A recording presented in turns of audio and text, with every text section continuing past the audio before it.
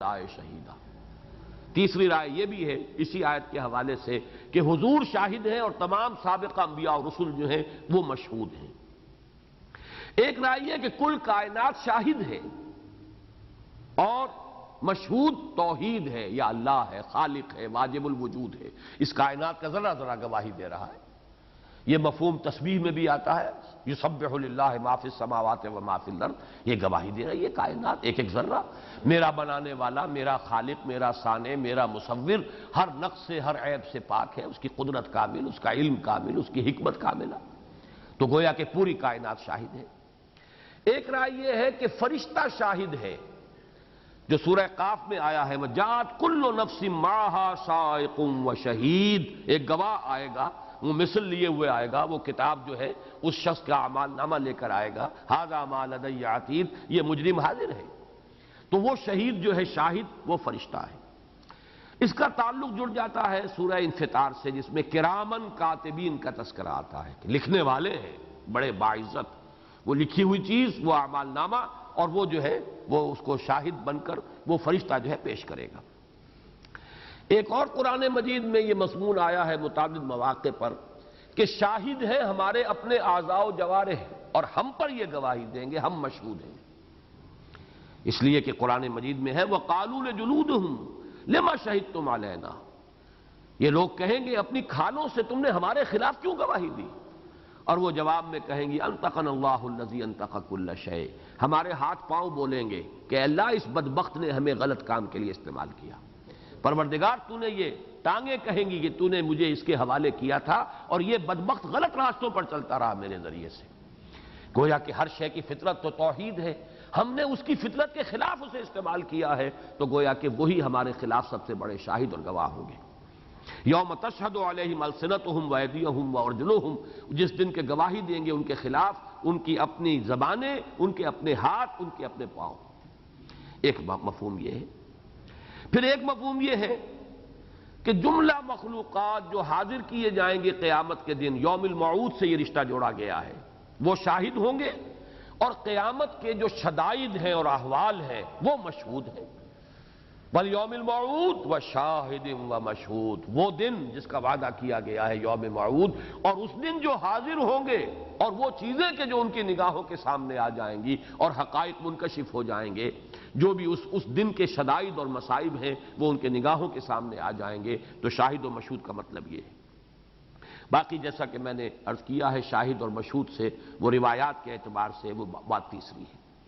اب آپ نوٹ کیجئے، ایک خیال آج مجھے آیا ہے، یہ قول مجھے کہیں اور نہیں ملا، اور عجیب میرے ساتھ آج واقعہ ہوا ہے کہ میں آج دوپہر سے پہلے، طبیعت بھی میری آج پورے دن بہت خراب رہی ہے اور ایک عجیب سی کیفیت تھی، تو دوپہر میں سویا ہوں، سونے کا میرا معمول بھی ہے، قیلولہ کھانے کے بعد دوپہر کے میں لیٹتا ہوں، جب اٹھا ہوں تو عجیب کیفیت تھی، ایک عجیب انشراح کی کیفیت، ایک انبساط کی کیفیت، اور میرے ذہن میں یہ خیال تھا کہ شاہدین و مشہود سے مراد یہاں جیسے کہ اس صورت میں آگے چل کر آ جائے گا وَهُمْ عَلَى مَا يَفْعَلُونَ بِالْمُؤْمِنِينَ شُهُودٌ، اصل میں سونے سے پہلے اسی آیت میں غلطاؤں پیچا رہا تھا، اور اس صورت کے اندر کوئی اور مشکل مقام نہیں ہے۔ مشکل مقام جیسا کہ میں نے آپ کو عرض کیا تو میں نے موٹے موٹے چند اقوال آپ کو بتائے ہیں، ورنہ 25-30 قول ہیں کہ جو امام راضی نے دیے، تو میں اسی ادھیڑ بن جسے آپ کہتے ہیں، یا اسی غلطاؤں پیچا میں تھا، اسی میں سویا ہوں، لیکن اٹھا ہوں تو ایک بڑا انشراح اور بڑا انبساط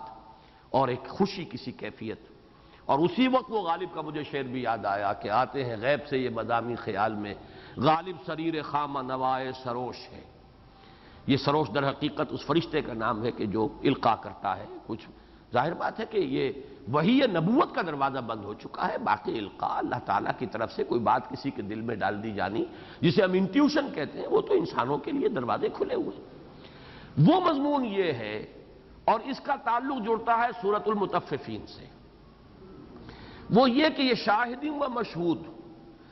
جب وہ خندقوں والے لوگوں کو، اہل ایمان کو اس میں جھونک کر اور کنارے بیٹھ کر تماشا دیکھ رہے تھے، تو وہ شاہد تھے، یہ مشہود تھے، اور قیامت میں جہنم میں یہ جھونکے جائیں گے، اور پھر اہل جنت جو ہے وہ اہل ایمان وہ دیکھیں گے کہ آج وہ ہمارے سامنے جل رہے ہیں جیسے کہ انہوں نے ہمیں جلایا تھا دنیا کے اندر آگ میں۔ اور یہ ہے وہ مضمون جس پر کہ سورہ مطففین ختم ہوئی ہے۔ ہل ثوب الکفار ما کانوا یفعلون، وہاں بھی میرا ذہن رکا تھا اور آپ کو یاد ہوگا کہ میں نے اس کی وضاحت کی تھی، اس لیے کہ واقعہ یہ ہے کہ ایک بلند تر مرتبہ ہوتا ہے انسانی شخصیت کا جس میں عفو، کرم، معاف کرنے کا جذبہ۔ آپ پر کسی نے زیادتی کی ہے تو ٹھیک ہے، ایک درجہ یہ ہے کہ آپ بدلہ لے لیں، لیکن اونچا درجہ یہ ہے کہ آپ معاف کر دیں۔ ایک بہت اونچی شخصیت والا انسان یہ نہیں چاہے گا کہ اگر کسی نے اس کو ستایا تھا کسی وقت تو اب وہ ضرور ستائے اسے، جبکہ ویسے بھی قیامت کا دن ہے، نظر آ رہا ہے کہ ان لوگوں کی تو گویا کہ اب یوں سمجھئے کہ ہلاکت وہ تو سامنے ہے، اب مرتے کو مارے شاہ مدار، اس وقت اہل ایمان ان کا مذاق اڑائیں گے۔ وہ جو فرمایا گیا فَالْيَوْمَ الَّذِينَ آمَنُوا مِنَ الْكُفَّارِ يَضْحَكُونَ، آج کے دن وہ لوگ جو ایمان لائے تھے وہ آج مذاق اڑا رہے ہیں، عَلَى الْأَرَائِكِ يَنظُرُونَ، وہ ہنس رہے ہیں ان کو دیکھ کر کے ان کے ساتھ کیا بیت رہی ہے، اور وہ اپنے چھپر کھٹوں پر اور اپنے جو بھی تخت ہیں ان پر بیٹھے ہوئے ہیں۔ هَلْ ثُوِّبَ الْكُفَّارُ مَا كَانُوا يَفْعَلُونَ، بدلہ مل گیا کہ نہیں ان کافروں کو اس کا کہ جو یہ کر رہے تھے۔ تو میں نے وضاحت کی تھی کہ واقعتاً یہ بھی ایک درجہ ہے، جیسے میں نے بارہا بیان کیا ہے کہ جنت کی نعمتوں کا بھی ایک درجہ تو وہ ہے، یہ حور و قصور اور یہ غلمان اور یہ کھانے پینے کی چیزیں اور یہ پھل میوے، یہ بھی جنت کی نعمتیں ہیں۔ اصل نعمتیں تو وہ ہے کہ ما لا عین رات ولا اذن سمعت وما خطر علی قلب بشر،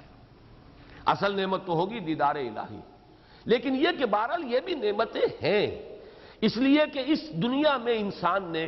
اپنی طبعی خواہشات کو روک کر رکھا تھا، قدغنیں بٹھائی تھی۔ کس کا جی نہیں چاہتا کہ اچھا کھائے اچھا پہنے، اور حرام تو نہیں اچھا کھانا اچھا پہننا، جیسے کہ فرمایا گیا سورہ اعراف کے اندر قل من حرم زینۃ اللہ التی اخرج لعبادہ والطیبات من الرزق، لیکن آپ حلال اور حرام کی وجہ سے رکے رہے نا۔ تو واقعہ یہ ہے کہ اس کا بدلہ بنتا ہے کہ جنت میں پہلا اجر یہی ملنا چاہیے کہ جتنی اپنی آرزو اور خواہشات اور تمناؤں اور اپنے نفس کی جتنی تقاضوں کو روک کر رکھا تھا اب بھرپور تسکین کا سامان دے دیا جائے۔ یہ منطقی بات ہے، اور یہ نزل ہے، اصل نہیں ہے یہ ضیافت، یہ نزل ہے، جاتے ہی جیسے ٹھنڈا یا گرم کسی کی تواضع کے لیے پیش کیا جاتا ہے، یہ نزل ہے جاتے ہی۔ اصل جنت کی نعمتیں تو وہ ہوں گی کہ جس کے بارے میں فرمایا ما لا عین رات ولا اذن سمعت وما خطر علی قلب بشر۔ اسی طریقے سے اہل ایمان کے جو دل جلے ہوں گے جبکہ انہیں جلایا جا رہا تھا، سوچئے آخر فزیکل ایکشن ہے، جلائے جا رہے ہیں زندہ، جو ان کے دلوں میں جلن ہوئی ہوگی ان لوگوں کے خلاف کہ جنہوں نے انہیں آگ میں جھونکا ہے، یہ ان کی تسکین کا ایک سامان ہے جو فراہم کیا جائے گا۔ اب تم بیٹھو اس جہنم کے کناروں پر اور دیکھو جو کچھ ان کے ساتھ بیت رہی ہے، وہی کچھ جیسا کہ انہوں نے کیا تھا تمہارے ساتھ۔ ہل ثوب الکفار ما کانوا یفعلون، بدلہ مل گیا کہ نہیں کفار کو اس کا کہ جو کچھ یہ کرتے رہے تھے۔ اس اعتبار سے یہاں شاہدم و مشہود انہیں نکرہ رکھا گیا ہے، دونوں مفاہیم کا اس کے اندر امکان آ جائے گا، جیسے کہ آگے چل کر آئے گا وَهُمْ عَلَى مَا يَفْعَلُونَ بِالْمُؤْمِنِينَ شُهُودٌ، اور وہ دیکھ رہے تھے جو کچھ کہ وہ کر رہے تھے اہل ایمان کے ساتھ۔ جیسے کہ آپ کو معلوم ہے رومن امپائر کے اندر بھی یہ بڑا ان کا محبوب مشغلہ ہوتا تھا، ان کے جو کہیں غلام بھاگ جاتے تھے تو غلاموں کو پکڑ کر لاتے تھے، اگر کہیں پکڑا گیا غلام، اور بھوکے شیروں کے سامنے ان کو پھینک دیا جاتا تھا۔ وہ ان کے بڑے ایمفی تھیٹرز بنے ہوئے تھے، لوگ بیٹھے ہیں دیکھ رہے ہیں، اور غلام کو جو ہے میدان میں ڈال دیا گیا ہے، پھر پنجرے کا دروازہ کھولا گیا ہے، اور پھر شیر جس طریقے سے ٹوٹ کر پڑا بھنبوڑ رہا ہے اور اس کو دیکھ کر خوش ہو رہے ہیں۔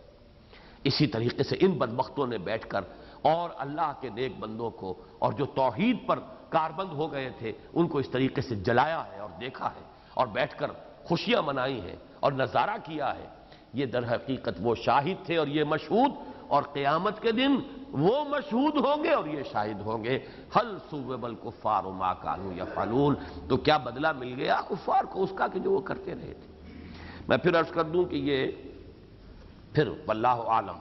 چونکہ اتنے اقوال موجود ہیں، مرفوع حدیث اگر ہوتی مستند، اس کی سند جو ہے اگر محدثین کے نزدیک قابل قبول ہو، قوی ہو، پھر ادھر ادھر اپنے دماغ کو دوڑانا میرے نزدیک وہ صحیح نہیں ہے۔ البتہ اگر کوئی صحیح حدیث موجود نہیں ہے، قوی حدیث موجود نہیں ہے، تو پھر اگر 35 اقوال جو ہیں وہ اس سے پہلے اگر نقل کیے ہیں امام رازی نے، تو ایک یہ رائے بھی ہے واللہ عالم، لیکن یہ کہ اس کا احتمال میں سمجھتا ہوں اس مضمون کی مناسبت سے، اس لیے کہ یہ چھوٹی صورت ہے، شہود اور شہید یہ دو لفظ آ رہے ہیں اس صورت کے اندر، یہ گویا کہ ایک داخلی شہادت ہے اس صورت کے اندر شاہد اور مشہود کے مفہوم کو معین کرنے کے لیے، شہود کا لفظ بھی آئے گا، شہید کا لفظ بھی آئے گا۔ بہرحال یہ اب 3 آیتیں ہم نے پڑھ لیں۔ والسماء ذات البروج، قسم ہے آسمان کی جو برجوں والا ہے، جہاں پورا استحکام ہے، حفاظت کا انتظام ہے، پورا کنٹرول ہے، یہ ایسے ہی نہیں اندھیر نگری چوپٹ راج نہیں ہے۔ والیوم الموعود، اور شاہد ہے وہ دن قیامت کا جس کا وعدہ کیا گیا ہے، اس روز پتہ چل آئے گا ہر انسان کو اس نے کیا کیا تھا اور کیا قدمہ اور کیا اخرا۔ نمبر 3 وشاہد ومشہود، اور گواہ ہیں یہ دیکھنے والے بھی اور جنہیں دیکھا جا رہا ہے، گویا کہ یہاں پر شاہد و مشہود ناظر و منظور اس معنی میں ہے، حاضر و ناظر یہ 2 الفاظ جڑ کر آتے ہیں، دیکھنے والے اور وہ شے جو دیکھی گئی وہ سب گواہ ہیں۔ کس بات پر گواہ ہیں؟ قتل اصحاب الاخدود۔ یہاں اکثر حضرات کی رائے یہی ہے کہ یہی جواب قسم ہے، لیکن یہاں پر لام جو ہے محذوف ہے، لقتل اصحاب الاخدود، گویا کہ یہ جواب قسم ہے۔ بعض لوگوں نے کہا کہ ان بطش ربک لشدید، وہ ہے کہ جو جواب قسم ہے، لیکن میرے نزدیک یہ پوری صورت کا مضمون جواب قسم ہے، اور اس کے اندر اسی آیت کو جو قریب میں موجود ہے، جن لوگوں کی رائے یہ ہے کہ یہی جواب قسم ہے، مقسم علیہ ہے، یہ میرے نزدیک سب سے اقویٰ ہے۔ ہلاک ہو گئے، برباد ہو گئے خندقوں والے۔ خندق کا لفظ آتا ہے گڑھے کے لیے، گڑھا کھودنا، یہ اخدود گڑھے کھودنے والے، اور یہ اس کا بدل آ رہا ہے اگلی آیت میں النار ذات الوقود، اسی لیے النار زیر ہے، اس لیے کہ اخدود مجرور تھا، یہ بھی مجرور ہے بدل، وہ آگ بڑی ایندھن والی آگ، اس کے جو لوگ تھے وہ ہلاک ہو گئے، برباد ہو گئے، تباہ ہو گئے، انہوں نے اپنے ہاتھوں اپنے آپ کو جہنم کا مستحق بنا دیا۔ اس اصحاب الاخدود کے بارے میں بھی اب میں یہاں چونکہ آج ذرا حدیث نبوی کے حوالے سے میں نے شاہد و مشہود کی بھی بات کی ہے، اب اسی کے حوالے سے ایک اہم بات جو ہے اصحاب الاخدود کے بارے میں بھی سن لیجیے۔ اس کے بارے میں ایک رائے تو حدیث نبوی کے حوالے سے ہے کہ یہ اصحاب اخدود کون تھے۔ 3 روایات بیان کی گئی ہیں، 2 کا پایا نہیں ہے ایسا کہ اس کو یعنی بیان کرنے کی ضرورت ہو، اہمیت نہیں ہے سند کے اعتبار سے، لیکن ایک روایت جو ہے وہ سند کے اعتبار سے قوی ہے، مسند احمد میں بھی ہے، اور سب سے بڑی بات یہ کہ مسلم شریف میں صحیح مسلم کے اندر وہ روایت موجود ہے، احمد، ترمذی، مسلم، نسائی وغیرہ ان سب نے اسے نقل کیا ہے۔ اب ایسی حدیث کو رد کر دینا میرے نزدیک یہ انکار حدیث کے جراثیم کا ثبوت ہے کہ موجود ہے، یہ استخفاف حدیث ہے۔ وہ حدیث جس کی سند محدث خود کہہ رہے ہیں کہ قابل اعتماد نہیں، اس کی بات اور ہے، یہ حدیث یہ صحیح حدیث، اور اس میں یہ مسند احمد ہی نہیں مسلم شریف کے اندر موجود، صحیحین میں سے ایک کے اندر موجود ہے۔ وہ واقعہ یہ ہے، اس میں اصل میں معلوم ایسا ہوتا ہے کہ دوسرا جو اس کا پہلو ہے وہ بیان کیا گیا ہے، اور اس کو مولانا مودودی نے تفہیم القرآن میں بڑی تفصیل سے لکھا ہے، میں تو صرف اجمالاً تذکرہ کروں گا، وہ ہے تاریخی شواہد کے حوالے سے، اور ان دونوں میں میرے نزدیک کہیں کوئی تضاد اور تباین نہیں ہے۔ حدیث میں جیسے حضور نے اسے بیان کیا وہ ایک عام واقعے کے اعتبار سے، تاریخی اس کی سند کس جگہ یہ واقعہ ہوا، کب ہوا، یہ حدیث میں نہیں ہے، لیکن یہ کہ کس جگہ ہوا، کنہوں نے کیا، کون تھے جلائے جانے والے، کون تھے جلانے والے، یہ سب جو ہے تاریخی حوالوں سے بھی ثابت ہے، وہ میں دونوں چیزیں آپ کے سامنے رکھ دیتا ہوں۔ حدیث طویل ہے مسلم شریف کی، اور اس کا جو خلاصہ ہے وہ بیان کر رہا ہوں کہ کسی زمانے میں کہیں کوئی بادشاہ تھا اور وہ مشرک تھا، گمراہ، اور اس کا ایک بہت بڑا درباری ساحر تھا جو بہت ہی ماہر تھا، جادوگر، بہت بوڑھا ہو گیا وہ جادوگر۔ اس نے کہا بادشاہ سے کہ کوئی ذہین تباہ قسم کا نوجوان مجھے دیجئے جسے میں اپنا یہ فن سکھا دوں، میں تو مر رہا ہوں، میرے بہت قریب ہے۔ تو وہ تلاش کیا گیا، ایک بچہ، ایک نوجوان، بہت ذہین اور ذکی نوجوان تلاش کیا گیا، اور وہ اس کے پاس آ کر وہ فن سیکھتا تھا اس ساحر سے۔ لیکن وہ جہاں سے چل کر آتا تھا اپنے گھر سے، راستے میں کوئی راہب تھا، راہب کا لفظ جو اس کو نوٹ کر لیجئے، اور یہ عام طور پر حضرت عیسیٰ علیہ السلام کے جو پیرو ہیں انہی میں یہ رہبانیت آئی ہے، اور راہب بحیرہ راہب اور فلاں راہب اور حضرت سلمان فارسی کو بھی رہنمائی کا ذریعہ بنا راہب، تو وہ ایک راہب تھا ایسا، اور موحد حضرت مسیح علیہ السلام کے پیرووں میں سے۔ راستے میں اس سے ملاقات ہوتی رہتی تھی، وہاں وہ جاتا تھا ساحر سے سحر سیکھنے، یہاں پر وہ توحید سیکھنے لگ گیا، اور اللہ نے اسے ہدایت دی، ذہین تھا، بہت باصلاحیت تھا، وہ اس نے ایمان لے آیا توحید، اور اپنے شرک وغیرہ سے، اپنی قوم کے مذہب سے وہ تائب ہو گیا۔ لیکن یہ کہ وہ بھی اب راہب کی حیثیت سے اس درجے کو پہنچ گیا روحانیت کے، کہ اب اس کے ہاتھوں سے بھی کرامات ظاہر ہونی شروع ہو گئی۔ حضرت مسیح علیہ السلام کو جو اللہ نے کرامات دی تھی یا معجزات، ان کے لیے تو معجزات کہیں گے، کہ کوڑھی کے اوپر ہاتھ پھیرا اور وہ صحیح ہو گیا، اندھے کی آنکھوں پر ہاتھ پھیرا اور اس کی بینائی جو ہے، مادرزاد اندھا، اس کی بینائی جو ہے لوٹ آئی۔ تو یہ معلوم ہوتا ہے کہ ان کے حواریین حضرت مسیح کے اور پھر ان کے متبعین کو بھی خاص طور پر یہ شفا کی کرامت جو ہے وہ اللہ تعالیٰ کی طرف سے ملی تھی۔ وہ اس نوجوان میں بھی پیدا ہو گیا، اب اس کا چرچا ہو گیا پوری، یعنی اس مملکت کے اندر کہ ایک نوجوان ہے، وہ اتنا بزرگ ہے، اتنا اونچا ہے، صاحب کرامت ہے، کوڑھیوں کو درست کر رہا ہے، اور مادرزاد اندھوں کو بینائی جو ہے اس کے ذریعے سے اللہ تعالیٰ دے رہا ہے۔ چرچا پہنچ گیا بادشاہ تک، بادشاہ نے اسے بلایا، تم کون ہو اور تمہارا یہ کیا ہے مسئلہ؟ اس نے وہاں بیان کیا اپنی توحید، میں تو ایک رب کا ماننے والا ہوں، اور اس رب ہی نے مجھے یہ جو کچھ عطا کیا ہے اس کا عطا کردہ ہے، کوئی میری ذاتی میرا کمال نہیں۔ یوں سمجھیے حضرت ابراہیم کی سنت جو نمرود کے دربار میں انہوں نے کہا تھا، اس نوجوان نے اس بادشاہ کے دربار میں کلمہ توحید بلند کیا۔ اس پر غضبناک ہو کر بادشاہ نے اسے ہلاک کرنے کا فیصلہ کیا۔ مختلف طریقے آزمائے گئے، ایک بڑی اونچی چٹان کے اوپر سے اس کو نیچے پھینکا گیا، اس کا کچھ نہیں بگڑا، اور کوئی کام اس طرح کیا کہ لے جاؤ اسے سمندر میں ڈبو دو، ڈبونے کی کوشش کی گئی، سمندر میں نہیں ڈوبا۔ وہ طرح طرح کے حربے آزمائے گئے، کوئی اس کے اوپر ہتھیار کارگر نہیں ہو رہا تھا، کوئی اس کے اوپر جو ہے تدبیر اس کی ہلاکت کا ذریعہ نہیں بن رہی۔ بالآخر اس نوجوان نے کہا بادشاہ سے کہ اگر تم مجھے مارنا ہی چاہتے ہو تو میں تمہیں بتا دیتا ہوں ترکیب، تم بے اسم رب الغلام کہہ کر تیر چلاؤ میرے اوپر، اس نوجوان کے رب کے نام سے میں یہ تیر چلا رہا ہوں، تو میں مر جاؤں گا، میری ہلاکت آ جائے گی۔ چنانچہ وہ تیر چلایا گیا بے اسم رب الغلام 3 مرتبہ کہہ کر، اور معلوم ہوتا ہے کہ کوئی بہت بڑا جمگھٹا اور بہت بڑا وہ جو تھا ایک مجمع، اس میں یہ کام کیا گیا، اور وہاں پر یہ جب تیر چلایا گیا کن پٹی پر تیر لگا ہے اور وہ اس بچہ فوت ہو گیا۔ لیکن نتیجہ کیا نکلا؟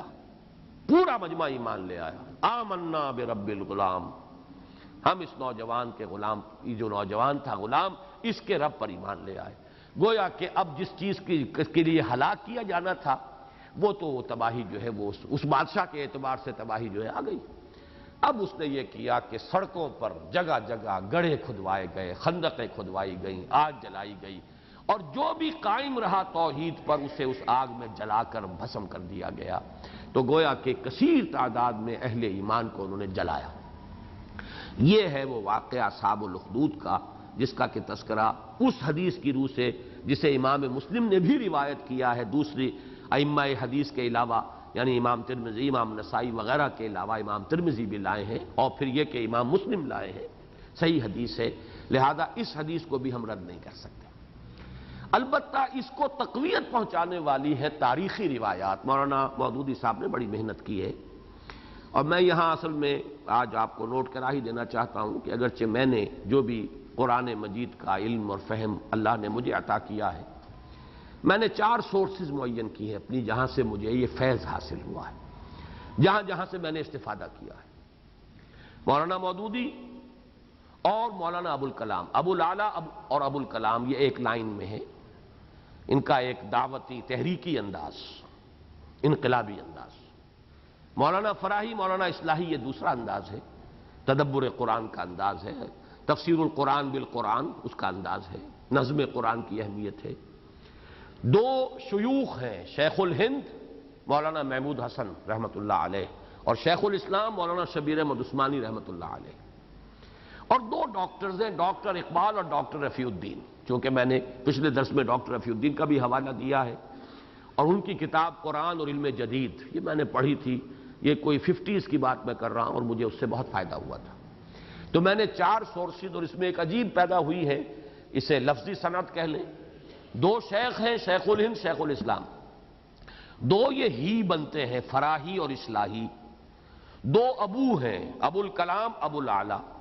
دو ڈاکٹرز ہیں، ڈاکٹر اقبال اور ڈاکٹر رفیع الدین. یہ میرا جو ہے حدود اربع کہہ لیں، 4 میں نے ڈائمنشن سے بھی تعبیر کیا ہے. ان میں خاص طور پر آج مولانا اصلاحی اور مولانا مودودی کے مابین ایک جو فرق ہے اس کو میں چاہتا ہوں کہ آج کے اس صورت کی تفسیر کے حوالے سے اس کو نمایاں طور پر واضح کر دوں. شاید کسی اور مقام پر وہ اتنا نمایاں نہ ہو. اور وہ یہ ہے کہ مولانا اصلاحی صاحب میں حدیث نبوی سے استغنا، بلکہ اس سے آگے بڑھ کر حدیث نبوی کا استخفاف، اس کی تحقیر جو ہے یہ بڑی شدت کے ساتھ موجود ہے. اس صورت میں آ کر تو اس درجے نمایاں ہوئی ہے کہ وہ اصحاب الاخدود کے پورے واقعے کا انکار اور بے تکی باتیں اور لا یعنی باتیں ہیں، اور یہ تو ان کا تو کوئی یعنی ذکر کرنا بھی جو ہے وہ گویا کہ وقت کا ضیاع ہے. حالانکہ ان میں ایک حدیث وہ بھی ہے جو میں نے آپ کو بتائی جو صحیح مسلم کی ہے. دوسری حدیثیں کوئی ہوتی جن کی سند نہ ہوتی، ان کے بارے میں اگر یہ انداز اختیار کرتے تو بات دوسری تھی. پھر ایک عجیب بات کہی ہے، ایسی چیز جس کے کوئی شواہد نہیں، ایک بالکل مجہول واقعہ ہے، وہ کیسے ہم قرآن مجید کی تفسیر کے اندر اس کو ایک اہمیت دے سکتے ہیں. حالانکہ واقعہ یہ ہے کہ مولانا مودودی ان کے مقابلے میں انہوں نے اس قدر محنت کی ہے کہ ثابت کر دیا کہ تاریخی واقعہ ہے، سن دے دیے ہیں کہ کس سن میں یہ واقعہ ہوا ہے، اور مغربی مورخین کے حوالے دے دیے ہیں. اور میں حیران ہوں کہ یہ تفہیم القرآن لکھی جا چکی تھی جبکہ مولانا اصلاحی صاحب یہ تدبر لکھ رہے ہیں. تو یہ کہ آج میں نے محسوس کیا کہ شاید محنت بھی نہیں کی ہے مولانا اصلاحی صاحب نے. ایک طرف تو یہ کہ حدیث نبوی سے جو ہے ان کے اندر نہ صرف یہ کہ استغنا اور نشوز ہے بلکہ استخفاف ہے حدیث کا. اتنی اہم حدیث کو اٹھا کر پھینک دینا یہ بڑے دل گردے کا کام ہے، میں سمجھتا ہوں. کم سے کم یہ کہ میں تو اس کا تصور بھی نہیں کر سکتا. دوسری طرف یہ کہ محنت نہیں، یعنی میں تو حیران رہ گیا ہوں. تفہیم القرآن کو آپ پڑھیے، مولانا مودودی نے کس تفصیل کے ساتھ وہ تاریخی حوالوں سے بات ثابت کر دی ہے کہ یہ چیزیں جو ہیں یہ موجود ہیں. جیسے کہ آپ کو معلوم ہے اصحاب کہف کا واقعہ، یہ بھی حضرت مسیح علیہ السلام کے متبعین تھے کہ جو توحید کے اوپر کاربند تھے، اور بادشاہ نے انہیں 3 دن کی مہلت دی تھی کہ باز آ جاؤ ورنہ تمہیں رجم کر دیا جائے گا. اور وہ بھاگ کر جو ہے ایک کہف میں پناہ گزین ہو گئے. اور گبن کی جو کتاب ہے rise and decline of the Roman empire, اس کے اندر دی اسٹوری آف 7 سلیپرز موجود ہے. 7 وہ تھے اور 8واں ان کا کتا تھا. وَيَقُولُونَ سَبْعَةٌ وَثَامِنُهُمْ كَلْبُهُمْ، اور اسٹوری آف 7 سلیپرز گبن کی کے ہاں موجود ہے. اور وہ ترکی کے علاقے میں یہ واقعہ ہوا تھا، اور وہی رومن امپائر کا مرکز رہا ہے، بہت بڑا شرک کا گڑھ رہا ہے. لیکن بعد میں 300 برس بعد جب ان کو اللہ نے اٹھایا ہے تو انقلاب آ چکا تھا. رومن امپائر جو ہے خود عیسائیت اختیار کر چکی تھی. بالکل اسی طرح کا معاملہ ہے کہ جو تاریخی اعتبار سے ثابت ہے اس کا میں آپ کے سامنے خلاصہ بیان کر رہا ہوں. یہ تاریخی روایات ابن ہشام، طبری، ابن خلدون یہ لے کے آئے ہیں، اور مولانا اصلاحی صاحب کہہ رہے ہیں کہ مجہول واقعہ، اس کی کوئی حیثیت ہی نہیں. ایک طرف تو ابن ہشام اور طبری اور ابن خلدون بیان کر رہے ہیں، دوسری طرف جدید مورخین، سیاح، رومن سیاح، ان سب نے وہ واقعات درج کیے ہیں اپنے ہاں. وہ واقعات کیا ہیں اس کو بھی سمجھ لیجئے. ہوا یہ تھا کہ ہمیر یا یمن میں ایک بادشاہ تھا. وہ کہیں آیا چل کر اور وہ مدینہ منورہ میں جہاں یہودی آباد تھے وہاں کچھ عرصے ٹھہرا، اور وہاں اس نے یہودیت اختیار کر لی، متاثر ہوا، اور 2 وہاں سے علماء کو، یہودی علماء کو لے کر وہ واپس گیا اپنے ہاں ہمیر یعنی یمن میں. انہوں نے جا کر وہاں پر تبلیغ کی، اور اس کی پوری مملکت جو ہے اس نے یہودی مذہب اختیار کر لیا. اسی بادشاہ کا بیٹا ذو نواس، یہ مشہور بادشاہ گزرا ہے وہاں کا. وہ ذو نواس جو تھا وہ اس میں اتنا متشدد ہوا یہودیت میں کہ اس نے نجران کے شہر پر، نجران کی بستی پر حملہ کر دیا، اس لیے کہ وہاں سب نصارہ آباد تھے.